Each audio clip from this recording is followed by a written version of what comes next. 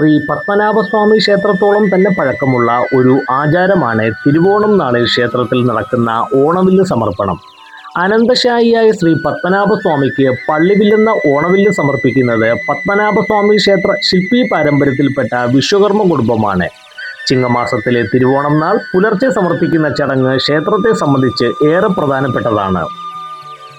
പള്ളിവില്ലെന്ന ഓണവില്ല് സമർപ്പിക്കുന്നതിന് പിന്നിൽ മനോഹരമായ ഒരു ഐതിഹ്യമുണ്ട്.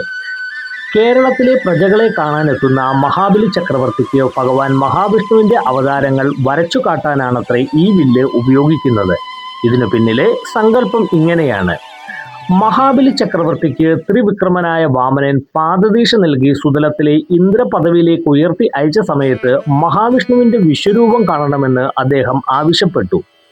ഭക്തവത്സനായ ഭഗവാൻ മഹാബലി ചക്രവർത്തിക്ക് വിശ്വരൂപ ദർശനം നൽകുന്നു. എന്നാൽ ഈ ദർശനത്തിനൊപ്പം ഇനി അങ്ങോട്ട് എക്കാലവും അവതാരങ്ങളും അതുമായി ഉണ്ടാകുന്ന ഉപകഥകളും കാണണമെന്നുള്ള ആഗ്രഹവും മഹാബലി മുന്നോട്ട് വയ്ക്കുന്നു.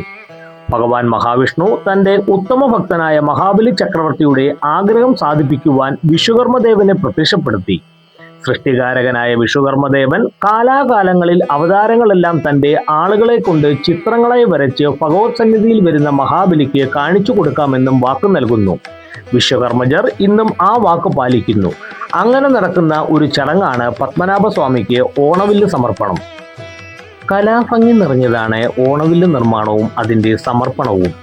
വിശ്വകർമ്മദേവനാൽ സൃഷ്ടിക്കപ്പെട്ട ഈ അതിവിശിഷ്ടമായ ചിത്രരചന ഏറെ പ്രത്യേകതകൾ ഉള്ളതാണ്. വില്ല് ആകൃതിയിലുള്ള പലകയിൽ മഹാവിഷ്ണുവിന്റെ വീരശയനം, അവതാര കഥകൾ എന്നിവയാണ് വരയ്ക്കുന്നത്. വിനായകൻ, ശ്രീകൃഷ്ണലീല, ദശാവതാരം, അനന്തശയനം, ശ്രീരാമ പട്ടാഭിഷേകം, ശാസ്താവ് എന്നിങ്ങനെ 6 തരം വില്ലുകളാണ് തയ്യാറാക്കുന്നത്. മഹാവിഷ്ണുവിന്റെ സൗമ്യഭാവമുള്ള അവതാര കഥകൾ ചിത്രീകരിക്കുന്ന ഓണവില്ല് പഞ്ചവർണ്ണത്തിലാണ് ചിത്രീകരിക്കുന്നത്.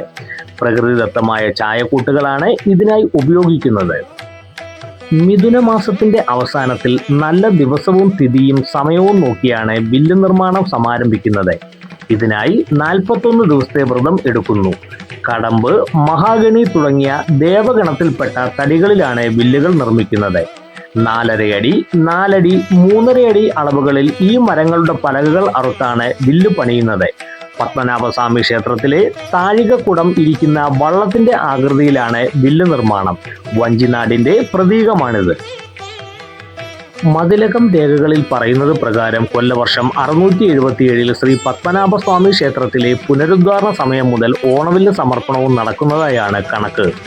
തിരുവോണം നാളിൽ പുലർച്ചെയാണ് ക്ഷേത്രത്തിൽ ഓണവില്ല് സമർപ്പണം നടക്കുന്നത്. 3 ദിവസം വില്ല് ചാർത്തിയാകും പൂജ. ഈ ദിവസങ്ങളിൽ പത്മനാഭ ദർശനത്തിന് എത്തുന്നവർക്ക് ഓണവില്ലുകൾ കണ്ടു തൊഴാം. തിരുവോണം നാളിൽ 6 ജോഡി വില്ലുകളാണ് ക്ഷേത്രത്തിലെ പ്രതിഷ്ഠകളിൽ ചാർത്തപ്പെടുന്നത്. തിരുവോണം, അവിട്ടം, ചതയം ദിവസങ്ങളിലെ ക്ഷേത്രപൂജകൾക്ക് ശേഷം ഓണവില്ല് തിരുവിതാംകൂർ രാജകുടുംബത്തിന് കൈമാറും. 1 വർഷക്കാലം രാജകുടുംബത്തിന്റെ പൂജാമുറിയിൽ ഈ വില്ലുകൾ സൂക്ഷിക്കും. ഇതാണ് ആചാരം.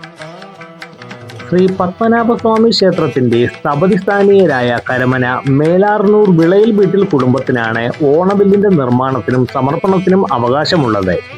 ഓണവില്ല് ശ്രീ പത്മനാഭനെ സമർപ്പിക്കുന്നതിന്റെ തലേ ദിവസം, അതായത് ഉത്രാടം നാൾ, മേലാർന്നൂർ വിളയിൽ വീട്ടിൽ ദേവസ്ഥാനത്ത് ഓണവില്ലിന്റെ പ്രത്യേക പൂജ നടക്കാറുണ്ട്. ഭക്തർക്ക് ഇവിടെ എത്തി ഓണവില്ല് ദർശിച്ച് തൊഴുന്നതിനുള്ള സൗകര്യവും ഉണ്ടായിരിക്കും. ശ്രീ പത്മനാഭസ്വാമി ക്ഷേത്രത്തിലെ കൊടിമരച്ചൂട്ടിലാണ് ഓണവില്ല് സമർപ്പണ ചടങ്ങ് നടക്കുന്നത്. പൂജ നടത്തിയ ഓണവില്ല് വീട്ടിൽ സൂക്ഷിച്ചാൽ ഐശ്വര്യം വർദ്ധിക്കുമെന്നാണ് ഭക്തരുടെ വിശ്വാസം. ക്ഷേത്രത്തിൽ പണമടച്ചാൽ വില്ല് ലഭിക്കും. ചുവന്ന ചരടും തുഞ്ചലവും കെട്ടി സുന്ദരമാക്കിയ വില്ല് വാങ്ങിക്കാൻ ഇപ്പോൾ ആവശ്യക്കാർ ഏറെയാണ്.